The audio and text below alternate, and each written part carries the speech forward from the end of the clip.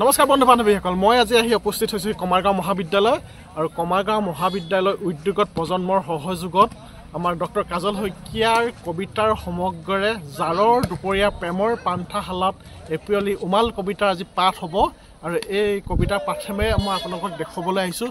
আপোনালোকে সমগ্ৰ দৃশ্য চাই যাব। ঠিক আছে, মই এতিয়া ভিতৰলৈ সোমাই যাম, আপোনালোকে চাই যাব। কিমান ধুনীয়াকৈ সজাইছে দেখিছে, একদম নঙলা হেৰি কৰি দেখিছে।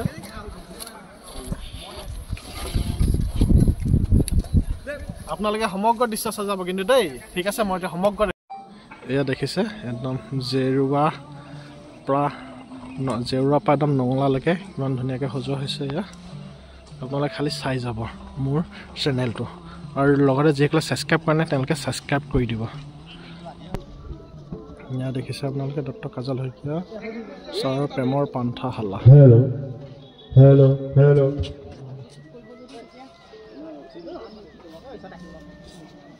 ডক্টৰ কাজল শইকীয়াৰ ছাৰৰ প্ৰেমৰ পান্থাশালা কিমান ধৰণকৈ সজোৱা হৈছে দেখিছে। এয়া কমাৰগাঁও মহাবিদ্যালয় অসমীয়া বিভাগৰ উদ্যোগত প্ৰজন্মৰ সহযোগত ডক্টৰ কাজল শইকীয়া কবিতাৰ সমগ্ৰ জাৰৰ দুপৰীয়া প্ৰেমৰ পান্থাশালাত এপ্ৰিয়লি উমাল কবিতা।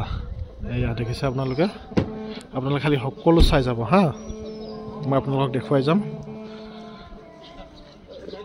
মোৰ 6 ছেমৰ ন, কেনেকুৱা লাগিছে আজি কোৱাচোন? এইটো তোমাৰ যিটো প্ৰেমৰ পান্থাশালাৰ যিটো মানে তোমাৰ দৃশ্যটো দেখি কেনেকুৱা লাগিছে? ভাল লাগিছে ন, ধুনীয়া হৈছে। তোমাৰ নামটো? তোমাৰ? ঠিক আছে, চাবা কিন্তু দেই। ঠিক আছে, আজি যি ডক্টৰ কাজল শইকীয়া ছাৰৰ প্ৰেমৰ পান্থাশালা কবিতা পাঠ হ'ব, আজি কেনেকুৱা অনুভৱ হৈছে তোমালোকৰ কোৱাচোন? আমাৰ বহুত ধুনীয়া অনুভৱ হৈছে। তেখেতৰ কবিতা শুনিম, আমিও কবিতা পাঠ কৰিম, আমি আগ্ৰহী। তুমি কোনটো কবিতাৰ পাঠ কৰিবা? মই আশা নামৰ কবিতাটো পাঠ কৰিম। আৰু তুমি? মই তেখেতৰ বিপ্লৱৰ গজালি শীৰ্ষক কবিতাটো পাঠ কৰিম। তোমাৰ নামটো? মোৰ নাম জিলমিল ৰজালি। তোমাৰ? মোৰ নাম সুৰজিত শইকীয়া। তোমাৰ? নমস্কাৰ, মোৰ নাম শ্ৰী আকাশ শইকীয়া। আৰু মোৰ নাম শ্ৰীমতী ভৈৰৱী দুৱৰা। তুমি কোনটো পাঠ কৰিবা? মৰমী পখিলা। আৰু তুমি? গায়ত্ৰী গগৈ, জীৱন গাথা। তুমি? নমস্কাৰ, মোৰ নাম আৰফুলা বুলি। মই অকলে আছোঁ কুশলে আছোঁ কবিতাটো পাঠ কৰিম। কেনেকুৱা লাগিছে, অনুভৱ কেনেকুৱা হৈছে? ভাল লাগিছে। আৰু কবিতাটো যিহেতু তুমি পঢ়িছা, এতিয়া কেনেকুৱা লাগিছে এনে পঢ়ি? কবিতাটো বহুত ভাল লাগিছে মোৰ।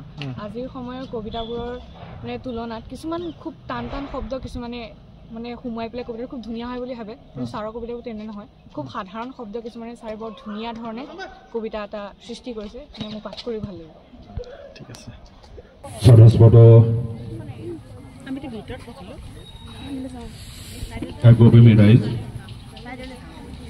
আজি আমি কমাৰগাঁও মহাবিদ্যালয়ৰ অসমীয়া বিভাগৰ উদ্যোগত আৰু প্ৰজন্মৰ সহযোগত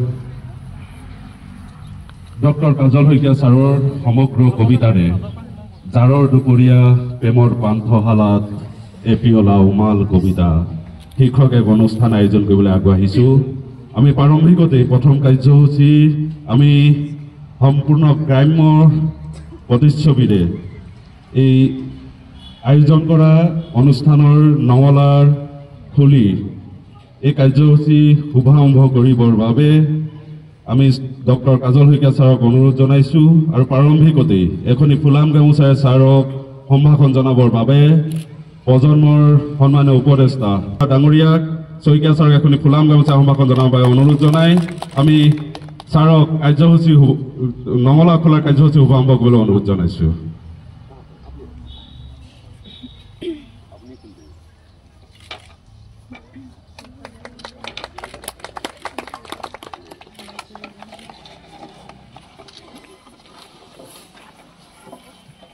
আমি সমূহ অতিথিক আহিবলৈ সাদৰে অনুৰোধ জনাইছোঁ। কলিতা বাইদেউক আগবঢ়াই দিছোঁ।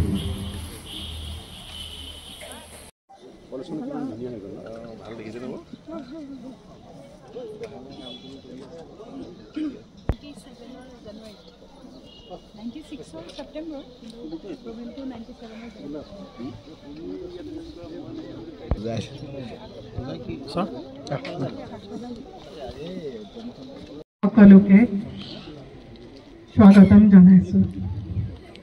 জাৰৰ দুপৰীয়া প্ৰেমৰ পান্থশালাত এপিয়লা উমাল কবিতা এই শীৰ্ষক অনুষ্ঠানলৈ মাঘৰ পদূলিত ৰৈ ৰঙীন ফাগুনলৈ বাট চাই থকা মই প্ৰেমৰ পান্থশালাৰ নঙলা খুলি সোমাই অহা সকলোকে গভীৰ আন্তৰিকতাৰে পুনৰবাৰ আদৰণি জনাইছোঁ।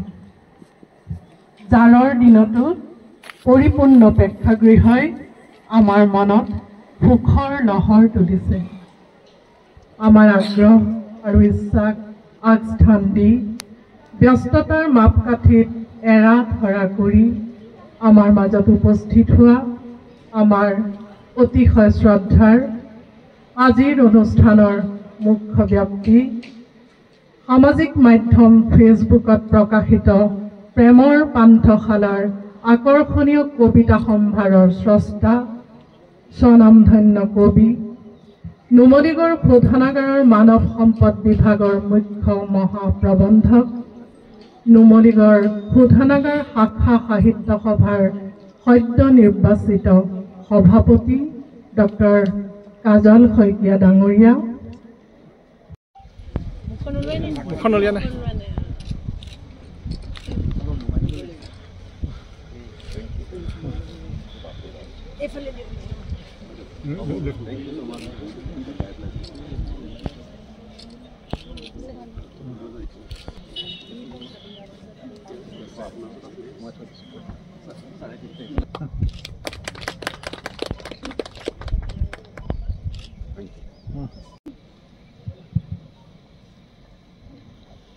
আমি আমাৰ সম্বৰ্ধনা কাৰ্যসূচীলৈ পুনৰ আগবাঢ়িব বিচাৰিছোঁ।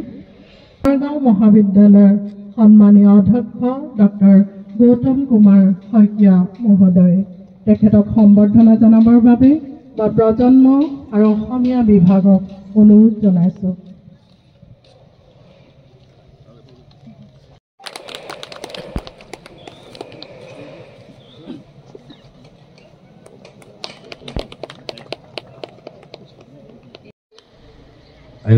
যুটীয়াভাৱে আয়োজন কৰা এই কবিতা পাঠৰ অনুষ্ঠানৰ মধ্যমণি ডক্টৰ কাজল শইকীয়াদেৱ, মুখ্য মহাপ্ৰবন্ধক, মানৱ সম্পদ বিভাগ, বিশিষ্ট কবি আৰু অতি জনাজাত সকলোৰে মাজত প্ৰেমৰ পান্থশালাৰ লেখক। মই সৰ্বপ্ৰথমে কুমাৰগাঁও মহাবিদ্যালয়লৈ আমাৰ ইয়াৰ লগতে সংগতি ৰাখি যিটো অনুষ্ঠান ৰখা হৈছে, গতিকে আজি ইমান এটা আমাৰ কাৰণে সুখৰ দিন যে আমি আজিৰ দিনটোত লগ পাইছোঁ ডক্টৰ কাজল শইকীয়া তেখেতক, আৰু তেখেতক লগ পোৱাই নহয়, তেখেতৰ সৃষ্টিৰাজিৰ সৈতে চিনাকি হোৱাৰ এটা আমি সুবিধা পাইছোঁ। অলৰেডি আমি চিনাকি হয়েই, তথাপিও কবিতা এটা পাঠ কৰিবলৈ আগবাঢ়িছোঁ। অনিচ্ছাকৃত ভুল ভ্ৰান্তিৰ বাবে ক্ষমা প্ৰাৰ্থী। কবিতাৰ শিৰোনাম মাটিৰ মোহ।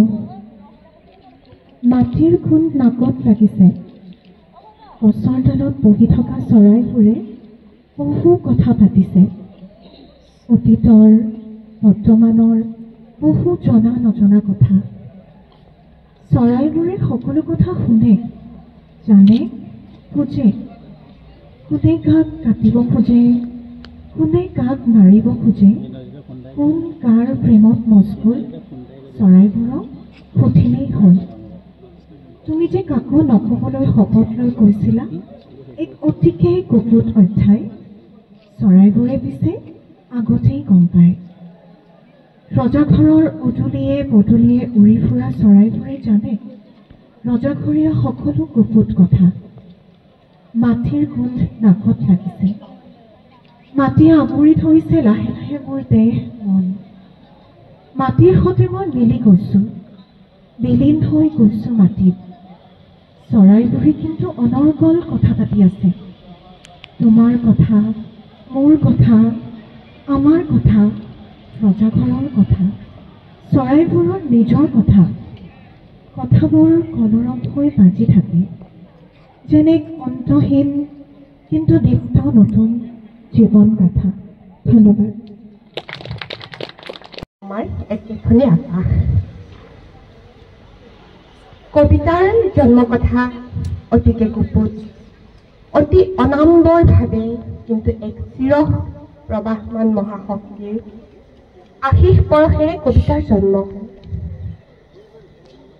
শূন্যতাৰ সেই সুদূৰ শেষ বিন্দুত য'ত আকাশখনে তপত চুমাৰে উপচাই পেলাই সাগৰখনক দৃষ্টিয়ে কষ্টে ঢুকি পোৱা আকাশ আৰু সাগৰৰ সেই সংগমস্থলীত কবিতাই জন্ম লয় নিসংগতাৰ ঔৰসত আৰু নিৰ্জনতাৰ গৰ্ভত সাগৰৰ ঢৌৰ গৰ্জন আৰু আকাশৰ জোনাকী নীৰৱতাৰ সৰগী মিছলৰ উমাল বুকুচাত উলমি ডাঙৰ হয় কবিতা সেইবাবেই কবিতা কেতিয়াবা জোনাকী ৰাতিৰ উৰণি তলৰ মৰমী চাৱৰী আৰু কেতিয়াবা অশান্ত সাগৰৰ বিধ্বংসী ঢৌৰ উত্তাল গাজনি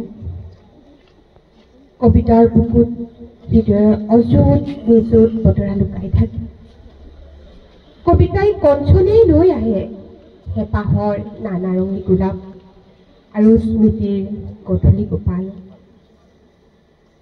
কবিতাৰ সুবাসত গাভৰু পথাৰৰ ঢৌ খেলা সোণালী ধান গুটিবোৰে ধন্যবাদ মই পাঠ কৰিবলৈ লোৱা কবিতাৰ শিৰোনাম অকলে আছোঁ কুশলে আছোঁ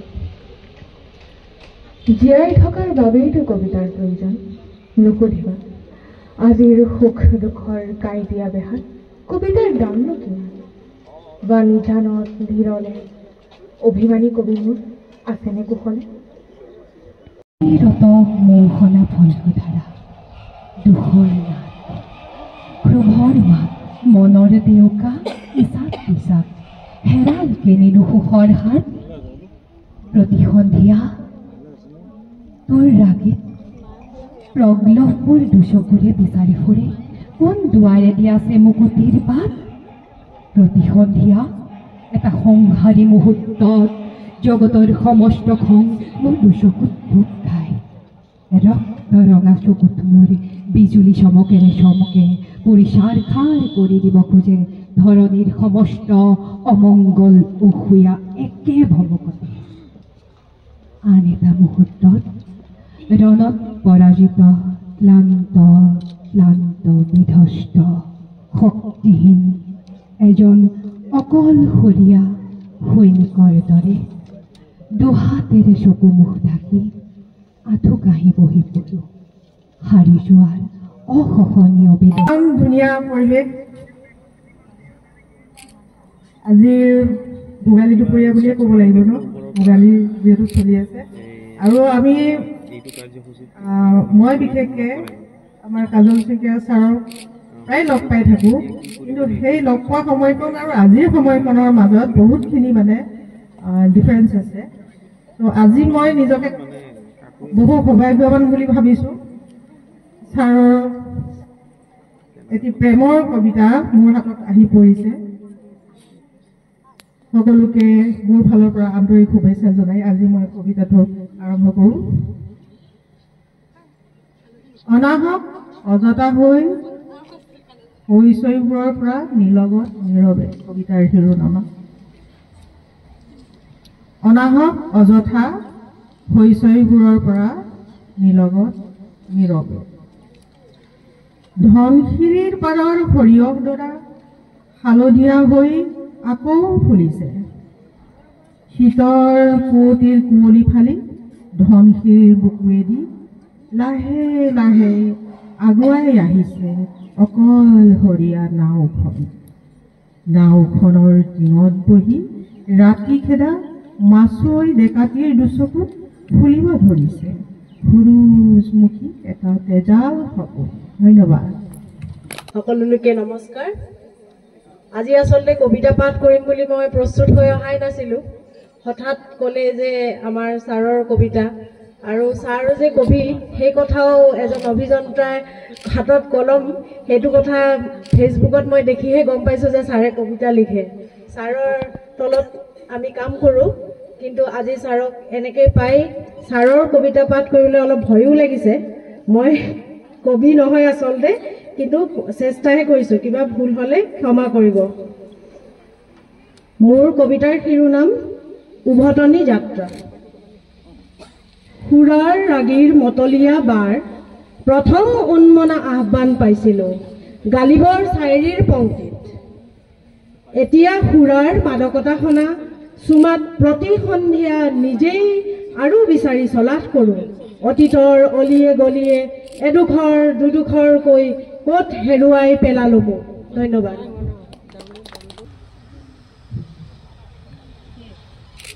পদ্মজা খান বাইদেউলৈ অশেষ কৃতজ্ঞতা জনাইছোঁ।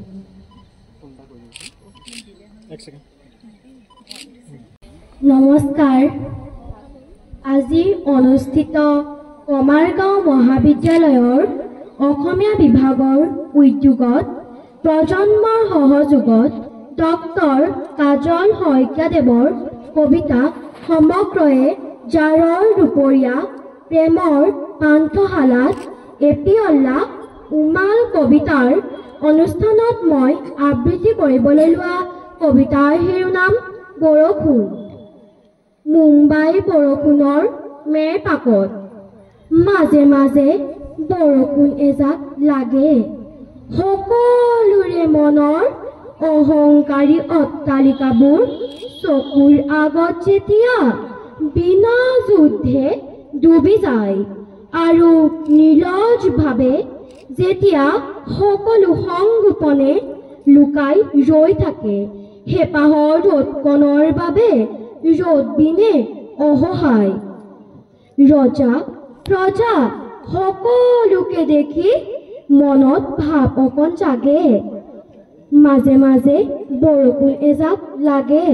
ধন্যবাদ।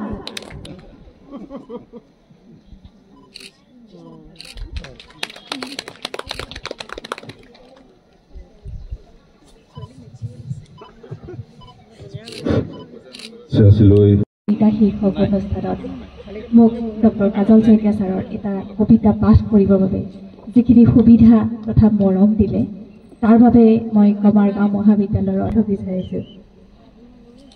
কবিতাৰ শিৰোনাম আলি কেঁকুৰিক খবৰৰ বজাৰত কণ্টিল। আলি কেঁকুৰিক কণ্টিলৰ পাণ তামোলৰ দোকান। আজি ৰাতিপুৱাৰে পৰা খবৰেৰে তালফাল। দুৰ্জয় মহাজনৰ বৰপুতেকক এহাতেৰে বগৰাই নাক কটা মাছুৱৈৰ সৰু পুতেকে পলুৱাই আনিলে। সিপাৰৰ বিহুতলী ল'ৰা বুঢ়া সকলোৰে টোপনি হৰা ৰূপৱতী মালতীক। গাঁওখন যেন উৎসাহত উত্তাহাল। বিদ চকুৰ তলেৰে কণ্টিলৈ দোকানৰ সন্মুখৰ ভিৰ ফালি দূৰণিৰ আকাশলৈ চালে। বহুদিন আগত নহয়, সিদিনাহে যেন 7টা ভঁৰালৰ চোতাল এৰি থৈ কণমায়ে তাইৰ বুকুৰ মাজত মুচি মুচি সোমাই যে কৈছিল, মই তোক এৰি কোনোমতে থাকিব নোৱাৰো কণ্টিলো। কণ্টিলৰ মুখত আজি আকৌ মিচিকি হাঁহি। দিন বাগৰিলেও সলনি হোৱা নাই জগতৰ ৰীতি নীতি। কণ্টিলৈ আপোন মনে গুণগুণালে, মনৰ গৰাকী হ'বলৈ হেৰৌ নালাগে ধনৰ গৰাকী হ'বলৈ। ধন্যবাদ। যি পথে আছে সুখৰ চাবি কবিতাটি পাঠ কৰিবলৈ লৈছোঁ। যি পথে আছে সুখৰ চাবি। প্ৰথম উপপদ। যিসকলে ইতিমধ্যে পাৰ হৈ আহিছে জীৱনৰ বহু উঠা নমা, নানা খলা বমা, আৰু যিসকলৰ যাত্ৰা আৰম্ভ হৈছে প্ৰথম সকলোকে কৈছোঁ সুখৰে থাকক। দিন আৰু নাযায় সমান। 12 মাহে যেনেকৈ নাথাকে বহাগৰ ৰঙালী উচা। লাগেও নোৱাৰো কি সুখৰ দিনত একেলগে এগৰাহ ভাত, দুখৰ দিনত মৰমৰ এষাৰি মাত। সেয়াইতো কৌতিকলীয়া জীৱনৰ ঐক্যতান ভৰা পুনৰাবৃত্তিৰ নাম। দ্বিতীয় উপপদ। সকলোকে কৈছোঁ ইজনে সিজনৰ সৈতে কৰক সময়ৰ অকণ ভাগ বতৰা। দুখৰ ৰাতি দীঘলীয়া, সুখৰ দিনো পিছে হয় খন্তেকীয়া। সুখে দুখে জীৱন হ'ব পাৰে সকলোৰে বাবে নিৰ্মল প্ৰশান্তিৰ এক নিৰন্তৰ অন্বেষণ। তৃতীয় আৰু শেষ উপপদ। সপোনটো সকলোৰে একেটাই চিৰকাল। সপোন সকলোৰে বাবে জবনিকা নপৰাকৈ প্ৰাণ হৈ সুখী হৈ থকাৰ এক অহৰহ প্ৰাৰ্থনা। ভালে থাকক, সুখী হওক। সময় শেষ নহওঁতেই ই যাওক অকল সময়। আনৰ বাবে, তহৰ বাবে মানুহে অকলে কান্দিবহে পাৰে, হাঁহিবতো নোৱাৰে। ধন্যবাদ। শিল্পী কবিতাৰ শিৰোনাম বিপ্লৱৰ গজনি। পৃথিৱীৰ অন্তিমজন বিপ্লৱীৰ ঘৰত সদ্যজাত সন্তান দিয়ে কান্দিছিল।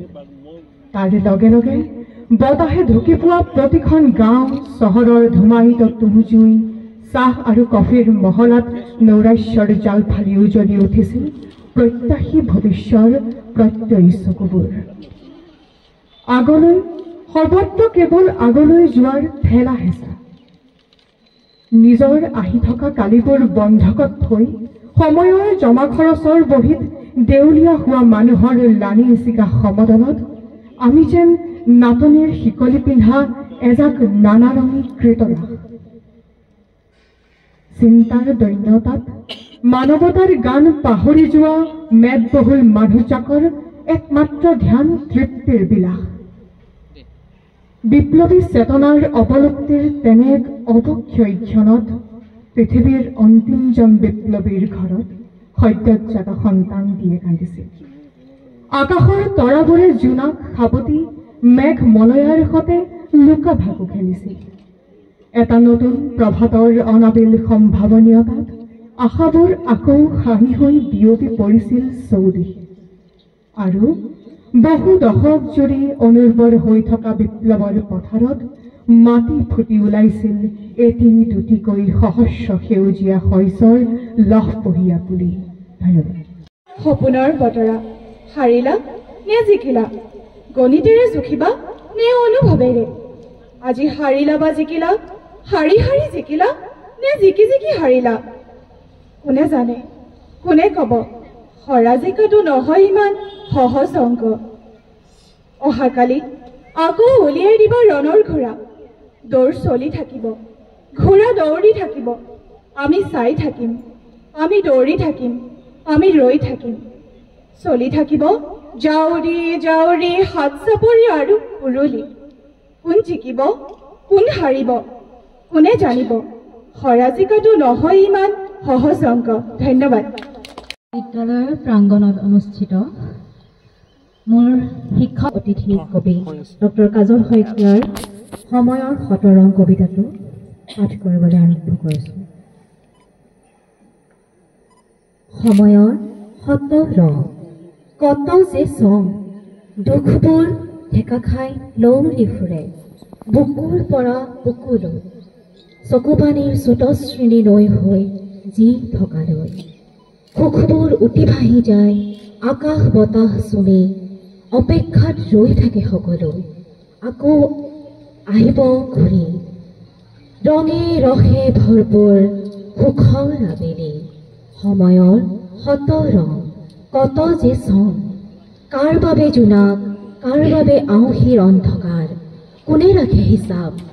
জিকি গ'ল কোন, হাঁহিত হৈ দল দুখ হেন্দুল দুখ, আৰু অভিমানী মন লৈ কোন গুচি গ'ল সেই বাটে, যি বাটে যোৱাবোৰ নাহে উভতি। সময়ৰ কত ৰং কত যে চং।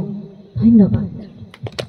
প্ৰথমে মই আমাৰ শ্ৰদ্ধাৰ ডক্টৰ কাজল শইকীয়া ছাৰ আৰু আমাৰ কমাৰগাঁও মহাবিদ্যালয়ৰ অধ্যক্ষ মহোদয় ছাৰলৈ মোৰ শ্ৰদ্ধা নিবেদিছোঁ আৰু সেৱা জনাইছোঁ। আৰু ইয়াত উপস্থিত থকা সকলো লোকলৈ মই আন্তৰিক শুভেচ্ছা জনাইছোঁ। প্ৰেমৰ পাঠশালাৰ কবিতাৰ শিৰোনাম চেনিমাই অকলশৰীয়া নহয়। প্ৰভাতী পক্ষীৰ মাত আৰু ভকতি ৰখি ভৰা সুঁৱৰী ছন্দময়তাত চকু মেলি ভোজন হোৱা মৰমৰ চেনিমাই আজিচোন দুখোজ দিলি গানৰ মেলাত হেৰাই যায়। ৰাতি দিন চলে গান, বাটে ঘাটে গান, হাতে হাতে গান, দুয়ে দুয়ে চাৰি এদিনে দুকৰি, বুজিও নুবুজা জংকাৰী গান।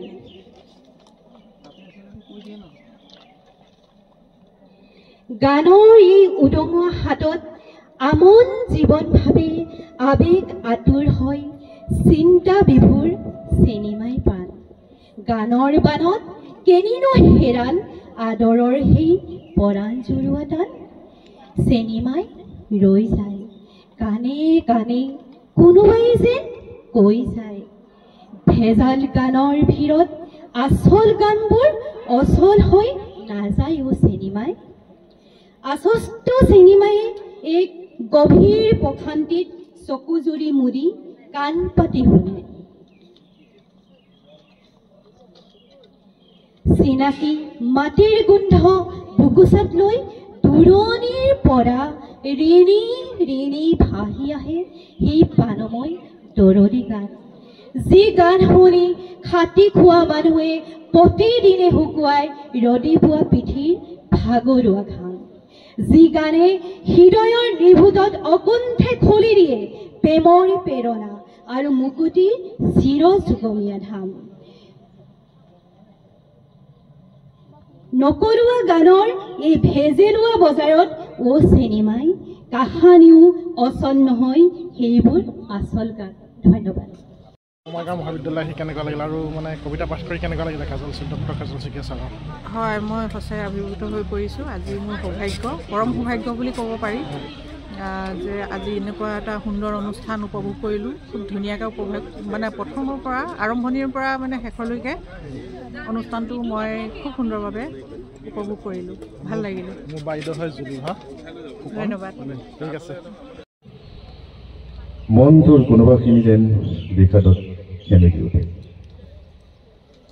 বহাগত বিতৰ্কৰ সৃষ্টি কৰা আৰু বিতৰ্কৰ ব্যক্তিত উজান দিয়া সেই বোধিদীপ্ত গুণীগণ বহাগী আনন্দক বেসুৰা কলৰৱলৈ ৰূপান্তৰিত কৰিব খোজা এই মহানুভৱ বহাগ প্ৰেমীসকল অনুগ্ৰহ কৰি বহাগক থাকিবলৈ দিয়ক ধন্যবাদ স্বৰ্ণালীম দত্ত আজি প্ৰেমৰ পান্থাশালাত কবিতা আবৃত্তি কৰি কেনেকুৱা লাগিলে খুবেই ভাল লাগিলে এটা নতুন অভিজ্ঞতা কাজল শইকীয়াদাৰ কবিতা এনেও ভালে লাগে আগতো পঢ়িছোঁ প্ৰেমৰ পান্থশালাত প্ৰায়খিনি কবিতাই পঢ়িছোঁ কিন্তু আজি খুবেই ভাল লাগিলে আহি আৰু আচলতে মোৰ এণ্ট্ৰিটো এনেকুৱা ধৰণৰ হ'ল একেবাৰে শেষ মুহূৰ্তত আহি গাড়ীৰ পৰা নামি আৰু চিধা নাম এনাউন্স কৰিছে গাইছোঁ গতিকে খুবেই বেছি সুখী কাৰণ আহিবলৈ খুব মন আছিলে এটা বিজি চিডিউল আছিলে তথাপিও মই পালোহি আহি তাৰ কাৰণে সুখী খালি বাকীসকলৰ কবিতাও শুনিবলৈ পোৱা হ'লে আৰু বেছি সুখী হ'লোহেঁতেন ধন্যবাদ চৰ্দাৰ গোলাপ বৰা ডাঙৰীয়াক চৰ্দাৰ শ্ৰীযুত শইকীয়া ডাঙৰীয়াক সম্ভাষণ জনাবৰ বাবে আমি সাদৰে অনুৰোধ জনাইছোঁ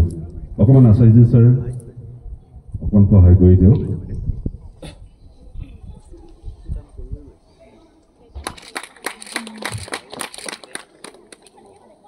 আচাৰ্য ছাৰক আমি সম্ভাষণ পত্ৰখন সম্বৰ্ধনা পত্ৰখন প্ৰদান কৰিবৰ বাবে অনুৰোধ জনাইছোঁ জাপি প্ৰদান কৰিবলৈ অনুৰোধ জনাইছোঁ লগতে আপোনালোকে শুনি সুখী হ'ব ডক্টৰ গৌতম কুমাৰ শইকীয়া ছাৰৰ বন্ধু ডক্টৰ চৰ্দাৰ শ্ৰীযুত প্ৰণৱ কুমাৰ শইকীয়াদা আমি ছাৰকে বন্ধুবৰকে স্মাৰকটি প্ৰদান কৰিবলৈ অনুৰোধ জনাইছোঁ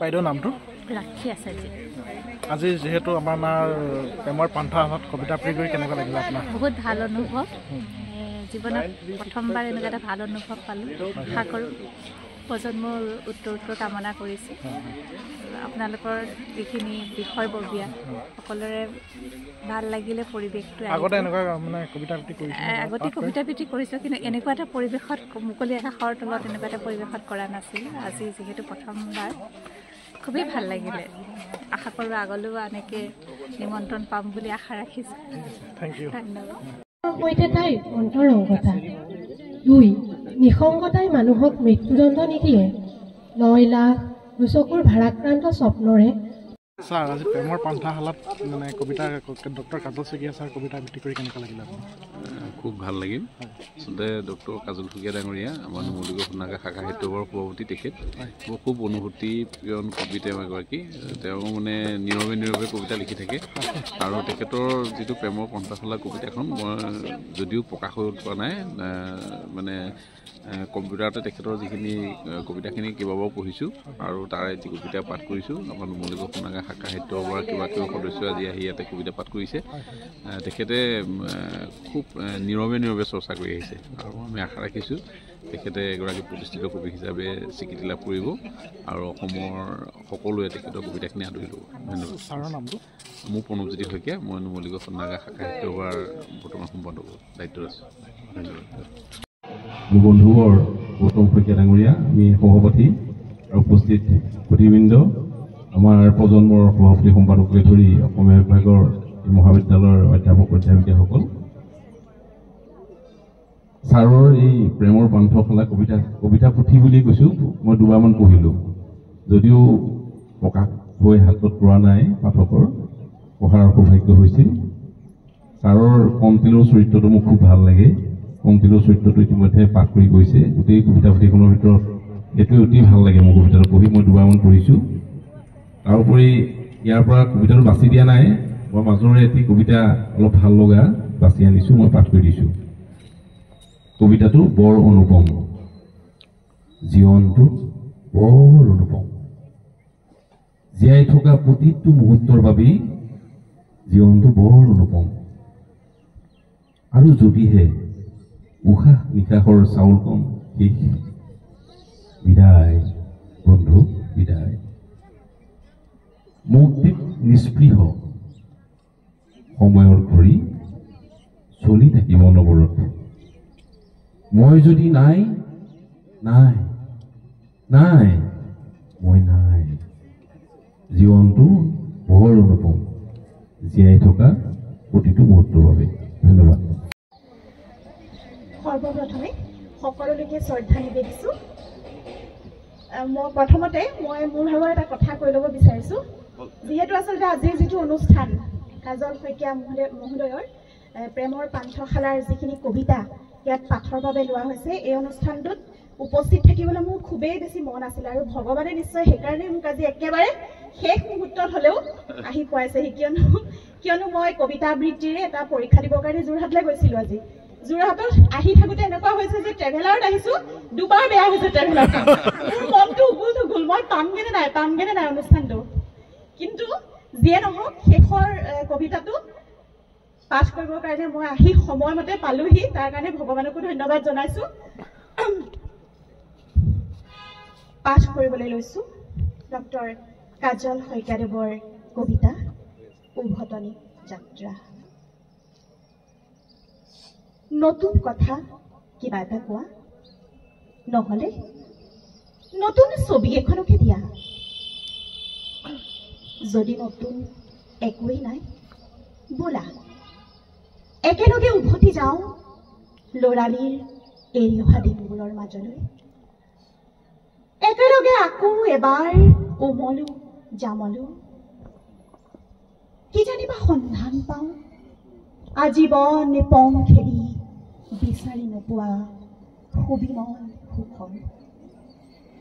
নিৰ্মল এখনি সৰহি সাকো, সিপাৰত আছে যাৰ অন্তহীন এখন সুগন্ধি সাতুৰণি ফুলৰ বাগিচা। আৰু আমিবোৰ সেই ফুলনিৰ মাজত সদায় এক বৰ্তমান হৈ লৰি ফুৰিছোঁ, অক্লান্ত অম্লান আৰু অহৰহ অনুপম জীৱনৰ অনুভৱী বতৰালৈ। ধন্যবাদ। আজি কেনেকুৱা লাগিলে প্ৰেমৰ পান্থশালাত কবিতা আবৃত্তি কৰি আমাৰ ডক্টৰ কাজল শইকীয়া ছাৰৰ কবিতা? অত্যন্ত ভাল লাগিল, খুব ভাল অনুভৱ। ডক্টৰ কাজল শইকীয়া মহোদয়ৰ কবিতাৰ যি পান্থশালাৰ বহুকেইটা কবিতা, তাৰ ভিতৰত মোকো এটা যি পাঠ কৰিবৰ কাৰণে দায়িত্ব দিলে। অৱশ্যে মই কবিতা আবৃত্তি কৰা পাঠ কৰা এনেকুৱা অভিজ্ঞতা নাই, কিন্তু এনেকুৱা এটা সুন্দৰ এটা অনুষ্ঠান কৰিছে, তাৰ কাৰণে যিসকলে উদ্যোগ লৈছিলে, বিশেষকৈ আপোনালোকৰ প্ৰজন্মৰ যিসকল উদ্যোক্তা, তেখেতলোকক আমাৰ ফালৰ পৰা বহুত ধন্যবাদৰ কৃতজ্ঞতা জ্ঞাপন কৰিলোঁ। অনুষ্ঠান কেনেকুৱা হৈছে আপোনালোকে ক'ব কমেণ্ট কৰি। আৰু পাঠ হৈ আছে দেখিছে আপোনালোকে, মই আপোনালোকক দেখুৱাই আছোঁ। সকলোকে দেখুৱাব পৰা নাই, যিসকলক দেখুৱাইছোঁৱেই বাৰু। আৰু কেনেকুৱা হৈছে পাঠ, কবিতাৰ পাঠ, ডক্টৰ কাজল শইকীয়া ছাৰৰ কবিতাৰ পাঠ কেনেকুৱা হৈছে আপোনালোকে ক'ব। মই আপোনালোকক দেখুৱাই আছোঁ, দেখিছে নহয়। লগে লগে তাই আহোম ছাত্ৰ সন্থাৰ মোৰ ভাতৃপ্ৰতিম শ্ৰী বিজয় ফুকন ডাঙৰীয়া আছে, চতিয়া ছাত্ৰ সন্থাৰ বোকাখাট মহকুমাৰ সম্পাদক লাচিত কাকতি ডাঙৰীয়া আছে। এবাৰ অনুৰোধ জনাইছোঁ বিশিষ্ট লেখিকা কবি অসম মই ভাবি আছিলোঁ এই যে অনুষ্ঠানটোলৈ আহিছিলোঁ এই অনুষ্ঠানটোৰ আইডিয়াটোনো কাৰ আছে এইটো ৰিণ্টু আৰু আমাৰ আপোনালোকে ক'ব লাগিব মানে প্ৰথমতে আইডিয়াটো কোনে দিলে মানে আহিবলৈ মোৰ অকণমান দ্বিধাবোধো আছিলে কাৰণ নিজকে কবি বুলি ক'বলৈ মই পচন্দ নকৰোঁ কাৰণ আমি জীৱনকালত বহুতো পৰিচিত কবিৰ লগত আমি চিনাকি আমি বহুতো পৰিচিত কবিৰ আমি নিজেও অনুৰাগী তেওঁলোকৰ কবিতাবিলাক আমি পঢ়ি ভাল পাওঁ নিজে যেতিয়া লিখোঁ কবিতা বুলি ঠিক লিখা নহয় মনৰ কথাবিলাক লিখি দিওঁ সেইকাৰণেই চাগে অলপ ঠিক নিজকে বৰ কবি বুলি মোৰ ভাৱটো নাথাকে বা ভাৱ নাহে সেইকাৰণেই অলপ আহিবলৈ এটা দ্বিধাবোধ আছিলে কি অনুষ্ঠান হ'ব মই কিমান এনেকুৱা ধৰণৰ অনুষ্ঠানত থাকিবলৈ মই কিমান নিজে যোগ্য এনেকুৱা ধৰণৰ দুটা প্ৰশ্ন অলপ আমনি কৰি আছিলে মোক কিন্তু আহি পেলাই প্ৰৱেশ মানে ইয়াত সোমোৱাই পেলাই এইটো মুহূৰ্তলৈকে প্ৰতিটো মুহূৰ্ত মই খুব ভালদৰে কটালোঁ মোৰ দুটা লাভ হ'ল এটা আপোনালোকে যেতিয়া কবিতাবিলাক গালে মই নিজে এজন নিৰপেক্ষ দৃষ্টিভংগী তৃতীয় পক্ষৰ দৃষ্টিভংগীৰে কবিতাবিলাক শুনিলোঁ মোৰ কাৰণে লাভ হ'ল কি ক'ত ক'ত দুটা ভুল থাকি গ'ল সেইটো অলপ মই উপলব্ধি কৰিলোঁ লিখাখিনি আৰু কেনেকৈ অলপ আৰু ভাল কৰিব পৰা গ'লহেঁতেন সেইটো উপলব্ধি কৰিলোঁ আৰু প্ৰকৃতাৰ্থত নিজে লিখা কবিতাবিলাক আমাৰ মাজত আমাৰ বন্ধুৰ প্ৰতি মহৰ্ষম ডাঙৰীয়া আছে নিজে লিখাবিলাক পিছত আকৌ পঢ়া নহ'লেগৈ বহু ক্ষেত্ৰত গতিকে আজি আকৌ দ্বিতীয়বাৰ বা শুনি পেলাই মনটো খুব ভাল লাগিলে পোন প্ৰথমতে মই এই মহাবিদ্যালয়ৰ অধ্যক্ষ ডক্টৰ শইকীয়া ডাঙৰীয়াক আন্তৰিক ধন্যবাদ জ্ঞাপন কৰিছোঁ আপুনি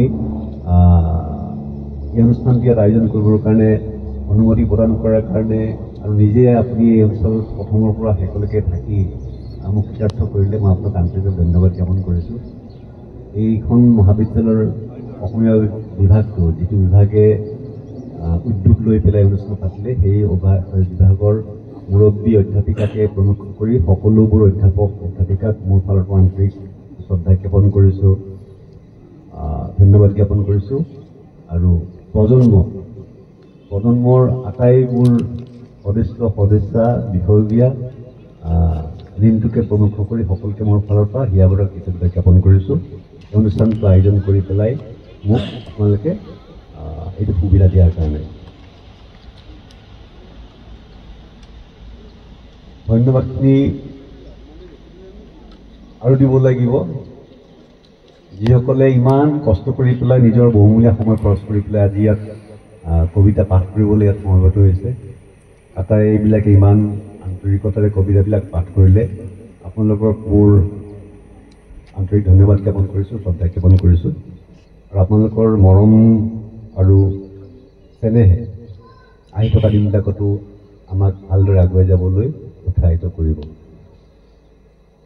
ৰাতিপুৱাৰ আজি এটা ভাল লগা অভিজ্ঞতাৰ কথা ক'ব খুজিছোঁ কবিতাৰ পৰা ফালৰি কাটি পেলাই মই বেছি চিৰিয়াছকৈ কথা নকওঁ মোৰ যিবিলাক সহকৰ্মী আছে সেইবিলাকে জানে মই বেছি চিৰিয়াছ কথা একেবাৰে নাপাতোঁ বেছি চিৰিয়াছ কথা পাতি ভাল নালাগে চিৰিয়াছ কথা পাতিবলৈ ইমানবিলাক মানুহ আছে আমিবিলাকে চিৰিয়াছ কথা নাপাতিলেও হৈছে এইটো এটা কবিতাই হৈ যায়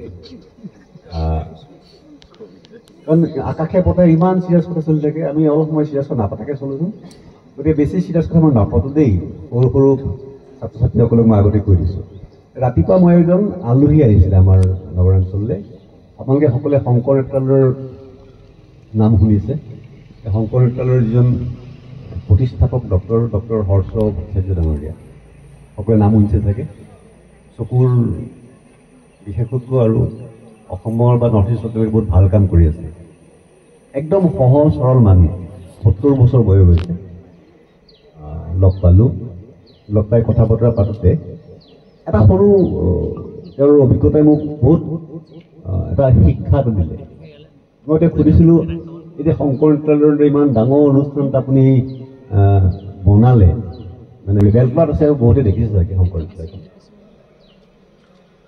তেওঁ মোক ষ্টৰী ক'লে যে এইটো বৰ সহজতে হোৱা নাই। তেওঁ প্ৰথম তেওঁলোকক অনুদানটো দিছিলে নেশ্যনেল প্লেনিং কমিশ্যনে, আৰু নেশ্যনেল প্লেনিং কমিশ্যনৰ এতিয়া চেয়াৰমেন আছিলে মধুসূদন দাস, বহু বছৰ আগৰ কথা। তেওঁলোকে লগ পোৱাৰ কাহিনীটো হ'ল এনেকুৱা, দিল্লীৰ এজন পুলিচ বিষয়াৰ লগত তেওঁ গৈছিলে আৰু তেওঁৰ আই কাৰ্ড আছিলে, তাত সোমাবলটো বহুত দিগদাৰ। পুৰা অভিজ্ঞতাৰ পৰা আমি শিকোঁ যে আমি আচলতে ভবা যায় কৰিব লাগে, লাগি থাকিব লাগে। ফেইলাৰ ছাকচেছ সেইটো কি হয় নিজৰ হাতত নাই, কিন্তু লাগি থকাটো নিজৰ হাতত আছে, চেষ্টা কৰি থকাটো নিজৰ হাতত আছে। গতিকে সফল হওক বিফল হওক সেইটো বেছি ভাবি থাকিব নালাগে, লাগি থাকিব লাগে। ঠিক আছে নে? সকলোৱে বুজি পাইছে কথাটো? চ' ভালদৰে লাগি থাকিব লাগে আৰু লগৰ সকলো বন্ধু বান্ধৱীক ক'ব লাগে দেই, মানে লাগি থাকিব লাগে। পঢ়া শুনাত হওক, খেলা ধূলাত হওক, সৃষ্টিৰ কামত হওক, সাংস্কৃতিক দিশত হওক, যাৰ য'ত আগ্ৰহ আছে, যাৰ য'ত অলপ প্ৰতিভা আছে, লাগি থাকিব লাগে। এইটো মোৰ ৰাতিপুৱাৰ অভিজ্ঞতাটো মই শ্বেয়াৰ কৰিলোঁ। এতিয়া অলপ দুটা এটা কবিতাৰ কথা হ'ল। কবিতা একচুৱেলি গায়ত্ৰীয়ে গম পাব। এতিয়া অলপ আগতে অমৰ শৰ্মা ডাঙৰীয়াই কৈছিলে আজিকালি কবিতা লিখা মানুহ কমি গ'ল, আৰু মূলত কওঁ নি কথাটো, ল'ৰাবিলাকে কবিতা নিলিখা হ'ল। যি দুই এটা কবিতা লিখা মানে নতুন চামৰ কবিও আত্মপ্ৰকাশ কৰে, বেছিভাগেই মহিলা, বেছিভাগেই ছাত্ৰী। আমি দুজনে কথাটো পাতিছিলোঁ। তো কবিতা বা কবিসকল অকণমান কেনেকুৱা হয়, কাৰণ কবিতাটো এনেকুৱা নহয় যে খুব গ্লেমাৰাছ বা খুব জনপ্ৰিয়। যেনে উদাহৰণ দিছোঁ, যদি গানৰ প্ৰগ্ৰেম এটা যদি হয়, ডেফিনেটলি 1000ৰ অধিক দৰ্শক হ'ব। কিন্তু কবিতাৰ এটা অনুষ্ঠান কৰিলে আপোনালোকে 1000টো বাদ দিয়ক, 100 দৰ্শকো আপোনালোকে মানে ভাবিলে এইটো অলপ বেছি ভবা হ'ব। গায়ত্ৰী কি কোৱা? চ' ঠিক তেনেকৈ তৰ্ক প্ৰতিযোগিতা, তৰ্ক প্ৰতিযোগিতাটো এটা বহুত আচলতে ছাত্ৰ জীৱনত মই ভাবোঁ আটাইতকৈ গুৰুত্বপূৰ্ণ প্ৰতিযোগিতাটোৱেই হ'ল তৰ্ক প্ৰতিযোগিতা বা আকস্মিক বক্তৃতা প্ৰতিযোগিতা। কাৰণ আমি জীৱনৰ প্ৰতিটো মুহূৰ্তত আমি নিজৰ মনৰ ভাৱটো প্ৰকাশ কৰিবলৈ শিকিব লাগে। আমি কি ভাবোঁ, আমি কি বিচাৰোঁ সেইটো কথা ক'বলৈ আমি পাৰিব লাগে। কিন্তু বহু সময়ত কি হয়, আমি মনৰ কথাটো ক'ব নোৱাৰোঁ। অকল মনৰ কথা লিখিব নোৱাৰোঁ সেইটোৱে নহয়, বহু সময়ত মানুহ হয় ক'ব খোজা কথাটো ক'ব নোৱাৰে মানুহে।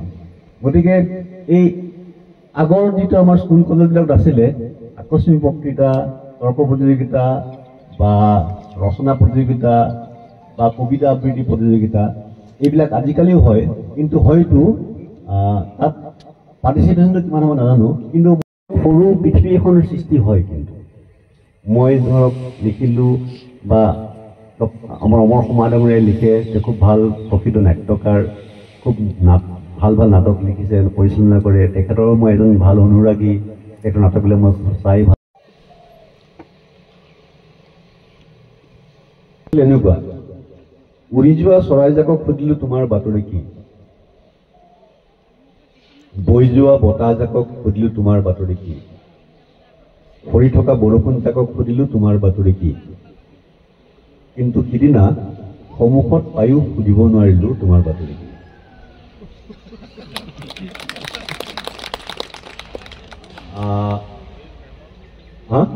এইটো একচুৱেল প্ৰেমৰ কবিতা। মই আগতেই কৈছোঁ, বেছি চিৰিয়াছ কথা এইটো মই কোৱা মোৰ অভ্যাসটো নাই, আৰু বেছি সময় দীঘলীয়াকৈ কোৱাৰ অভ্যাস নাই, আৰু এতিয়া আৰু বিশেষ ক'বলগীয়া নাই। কেৱল মই অন্তৰৰ পৰা কৃতজ্ঞতা আপোনালোকৰ ওচৰত প্ৰকাশ কৰিছোঁ। ভগৱানে আপোনালোক সদায় সকলোকে সুস্বাস্থ্য দিয়ক। ছাত্ৰ ছাত্ৰী বন্ধু বান্ধৱীসকল আপ্লুত হ'লোঁ, আৰু সকলোৰে ইমান মৰম পাই নিজকে ধন্য হোৱা বুলি এটা অনুভৱ হৈছে। আৰু উঠি অহা ছাত্ৰ ছাত্ৰীসকলৰ কবিতা আবৃত্তিৰ যিটো পৰিৱেশন কৰিলে মই দেখিছোঁ বহুখিনি প্ৰতিভাৰ উমান পাইছোঁ।